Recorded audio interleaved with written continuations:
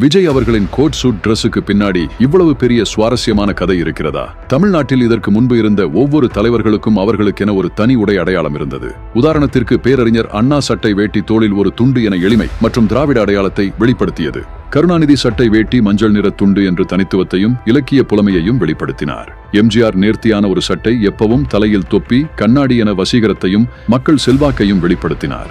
இதைப் போல் முன்னாள் முதலமைச்சர் ஸ்டாலின் தனித்துவமான ஸ்டிஃப் காலர் வைத்த சட்டையை தான் போடுவார். இது கம்பீரமான ஆளுமை மற்றும் மக்கள் அதிகாரத்தை வெளிப்படுத்தியது. இதைப்போல் விஜய் டிவிகே தலைவராக இருந்த சமயத்தில் வெள்ளை நிற சட்டையும் காக்கி நிற பேண்டை அணிந்திருந்தார். இது மக்களிடையே மிகவும் வரவேற்பை பெற்றது. ஆனால் முதலமைச்சராகிய அடுத்த நொடியே தன்னோட உடையை கோட் சூட்டாக மாற்றினார். அவரின் இந்த உடை தனித்துவம், தன்னம்பிக்கை, கம்பீரம் மற்றும் நம்பிக்கை ஊட்டும் தலைமை என்ற விஷயங்களை வெளிப்படுத்துகிறது. இந்திய அளவில் கோட் சூட் போட்டு பதவியேற்று எந்த தலைவரையும் பார்த்ததில்லை. ஆனால் சர்வதேசத்தில் பல தலைவர்கள் இதை பின்பற்றுவார்கள். இதை பற்றி உங்கள் கருத்தை கூறி விஜய் அவர்களை ஆதரிக்க ஒரு சப்ஸ்கிரைப் செய்து கொள்ளுங்கள்.